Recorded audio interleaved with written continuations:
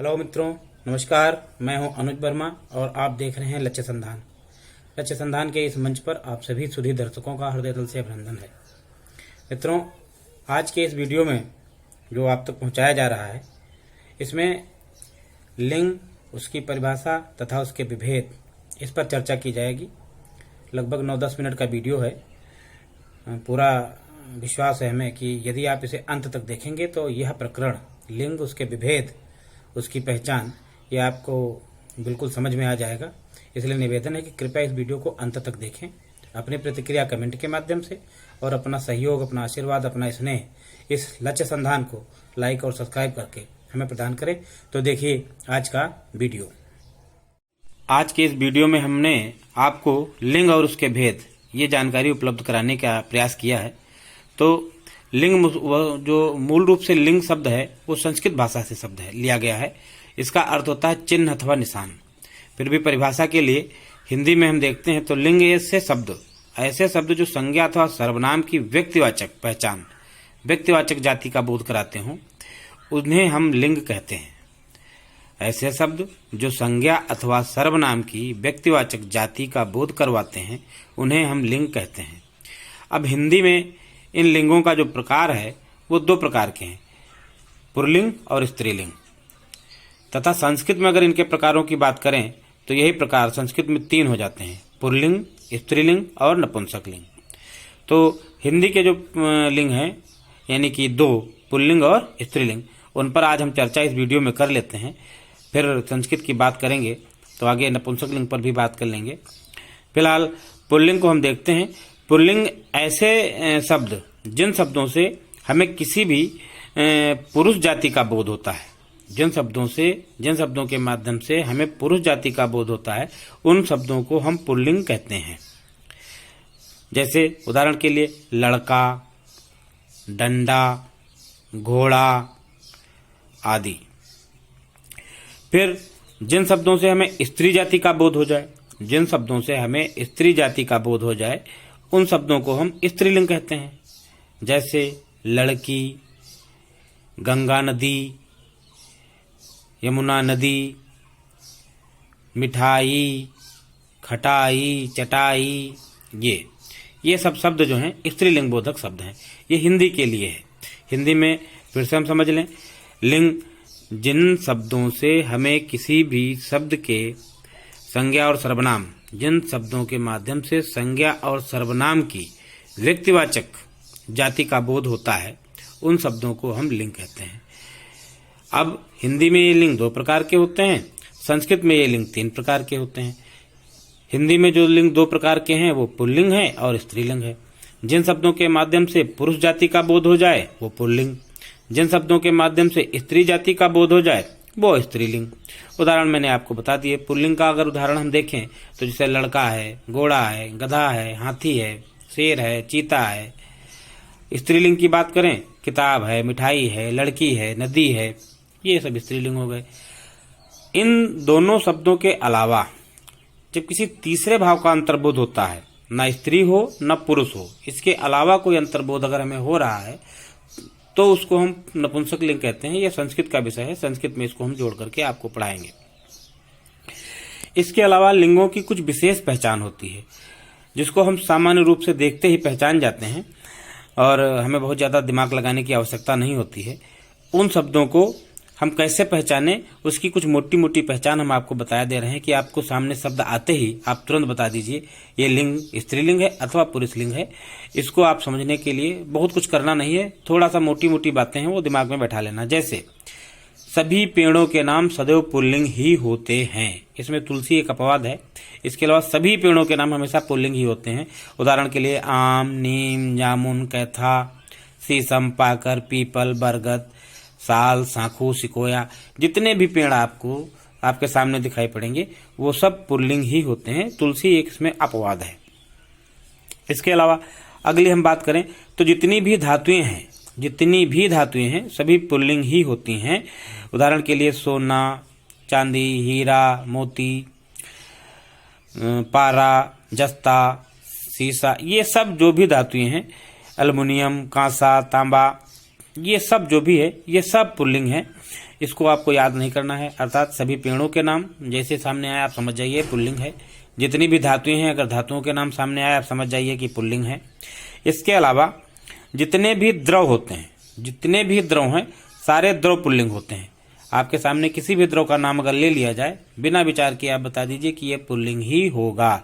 जैसे दूध, दही, घी, शहद, पानी, ये सब पुल्लिंग ही हैं।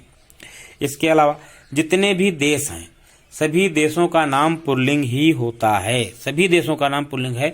जैसे भारत, पाकिस्तान, अफगानिस्तान, चीन, जापान, अमेरिका, इंग्लैंड, जो भी आप देश का नाम ले लें सारे देशों का नाम पुल्लिंग ही है। इसके अलावा जितने भी महीने होते हैं सभी महीनों के नाम पुल्लिंग होते हैं। जितने भी महीने हैं चाहे वो हिंदी के महीने हों चाहे फिर अंग्रेजी के महीने हों। हिंदी के महीनों में चैत्र, बैसाख, ज्येष्ठ, आषाढ़, सावन, भाद्रपद, आश्विन, मार्गशीर्ष, जितनी भी 12 महीने, हिंदी के 12 महीने, अंग्रेजी के सारे महीने पुल्लिंग ही होते हैं। इसी तरह से अंग्रेजी के भी जनवरी, फरवरी, मार्च, अप्रैल, मई, जून, जुलाई सारे जो है पुल्लिंग ही होते हैं। इसके अलावा जितने भी पर्वतों के नाम हैं, जितने भी पहाड़ों के नाम हैं सारे पहाड़ों के नाम पुल्लिंग ही होते हैं। जैसे हिमालय, आरावली, सह्याद्री, विंध्य पर्वत, आल्पस, यूराल, जितने भी पर्वत हैं सारे पर्वत पुल्लिंग ही होते हैं। इसके अलावा समय के जितने भी मात्रक हैं सारे मात्रक पुल्लिंग होते हैं। समय के समस्त मात्रक पुल्लिंग होते हैं। सेकेंड, मिनट, घंटा, दिन, हफ्ता, महीना, साल, प्रकाश वर्ष, जो भी मात्रक हैं ये सब समय के मात्रक हैं और समय के सारे मात्रक क्या हैं पुल्लिंग होते हैं। इसके अलावा वर्णमाला, हिंदी के वर्णमाला की जितने भी अक्षर हैं सब पुल्लिंग हैं। जितने भी अक्षर हैं अ, आ, इ, ई, ओ, ए, आई, ओ, आओ, अंग, अह, का, खा, गा, गा, अंग, च, छ, ज, इया, जितने भी अक्षर हैं हिंदी वर्णमाला के समस्त अक्षर पुल्लिंग होते हैं। इसके अलावा सभी ग्रहों के नाम, जो हमारा सौर परिवार है उसके समस्त ग्रह सभी पुल्लिंग बोधक होते हैं। आप आंख बंद करके बता दीजिए जितने भी ग्रह हैं सारे ग्रहों के नाम पुल्लिंग वाचक ही हैं।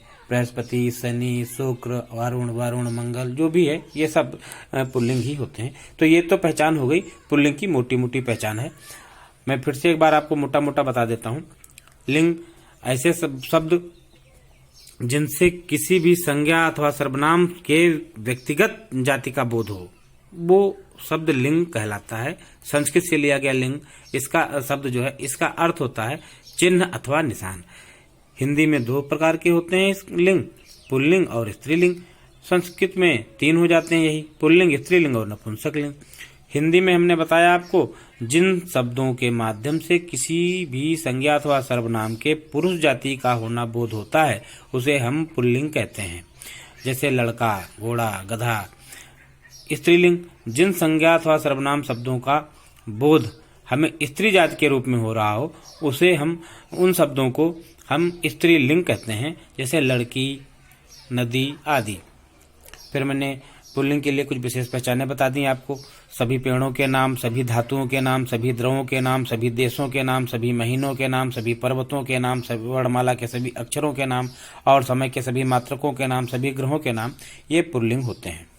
इसके अलावा स्त्रीलिंग की पहचान की अगर हम बात करें तो हमने बताया जिन शब्दों के माध्यम से किसी भी संज्ञा अथवा सर्वनाम शब्द के स्त्री जाति का होना बोध हो उसे हम स्त्रीलिंग कहते हैं। उन शब्दों को हम स्त्रीलिंग कहते हैं। और स्त्रीलिंग की पहचान कुछ इस प्रकार से है, हम बता दें आपको। जिन शब्दों के अंत में बड़ा ऊ और बड़ी ई इसका उच्चारण आ रहा हो तो आप समझ जाइए कि यह शब्द स्त्रीलिंग होगा। जैसे दारू, खड़ाऊं, जोरू, लड़की, मिठाई, भाभी, कुर्सी, बोली, मामी आदि आदि। जिन शब्दों के अंत में ऊ अथवा ई का उच्चारण आ रहा हो उन शब्दों का जो लिंग निर्धारण है वो स्त्रीलिंग होता है। ये आपको स्मरण रखना चाहिए। उदाहरण मैंने आपको बता दिया, खड़ाऊं, दारू, जोरू, कुर्सी, बोली, भाभी, मामी, मिठाई आदि आदि। इसके अलावा जितनी भी पुस्तकें हैं सभी पुस्तकों का जो लिंग निर्धारण है वो स्त्रीलिंग में माना जाता है। जैसे गीता, रामायण, महाभारत, कुरान, बाइबल आदि आदि। इसके अलावा जितनी भी तिथियां हैं सभी तिथियों का लिंग निर्धारण हमेशा स्त्रीलिंग में ही किया जाता है। जितनी भी तिथियां हैं चाहे वो हिंदी की हों चाहे अंग्रेजी की तारीखें हों। हिंदी में प्रथमा, द्वितीया, तृतीया, चतुर्थी, पंचमी, एकादशी, द्वादशी, त्रयोदशी, अमावस्या, पूर्णिमा, ये आप सब देखिए। ये जितनी भी तिथियां हैं ये सब तिथियां स्त्रीलिंग बोधक होती हैं। इसलिए हमें याद रखना चाहिए कि तिथियां जो महीनों की तिथियां हैं वो स्त्रीलिंग बोधक होती हैं। जितनी भी राशियां हैं, 12 राशियां हैं, सभी राशियां स्त्रीलिंग बोधक होती हैं। जैसे मेष, कर्क, मिथुन, कन्या, तुला, सभी राशियां स्त्रीलिंग बोधक होती हैं। इसके अलावा समूहवाचक शब्द हमेशा स्त्रीलिंग ही होते हैं। जितने भी समूहवाचक शब्द आपके सामने आ जाएं, आप बिना सोचे समझे उसको स्त्रीलिंग में वर्गीकृत कर दीजिए। जैसे भीड़, सेना, कक्षा, कमेटी, जाम, ये सब शब्द जो हैं स्त्रीलिंग बोधक शब्द हैं। इसके अलावा जितनी भी बोलियां हैं, जितनी भी लिपियां हैं, जितनी भी भाषाएं हैं, सभी स्त्रीलिंग के अंतर्गत मानी जाती हैं। जैसे हिंदी, अवधी, गढ़वाली, कुमाऊनी, मराठी, बंगाली, संस्कृत, अंग्रेजी, अरबी, फारसी लिपियों में आ गया देवनागरी, ब्राह्मी, और इस तरह से ये सभी भाषाएं और बोलियां और ये क्या कहते हैं लिपियां, ये सब स्त्रीलिंग बोधक होती हैं। इसके अलावा हमारे दैनिक उपयोग की चीजें जो भी हैं, जिनमें मसाले प्रमुख हैं, सब्जी मसाले जो भी हैं वो सारे स्त्रीलिंग बोधक होते हैं।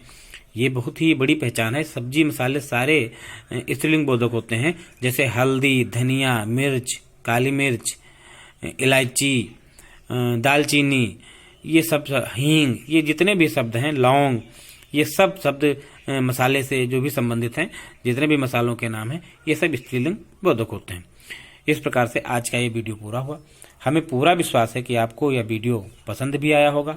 यदि आप अंत तक देखेंगे तो आपके जीवन में ये उपयोगी भी होगा। एक निवेदन के साथ कि आप आपकी जो भी आपकी प्रतिक्रिया है वो कमेंट के माध्यम से और अपना स्नेह हमें इस चैनल को लाइक और सब्सक्राइब कर प्रदान करें। धन्यवाद। जय हिंद, जय भारत, जय विज्ञान, जय संविधान।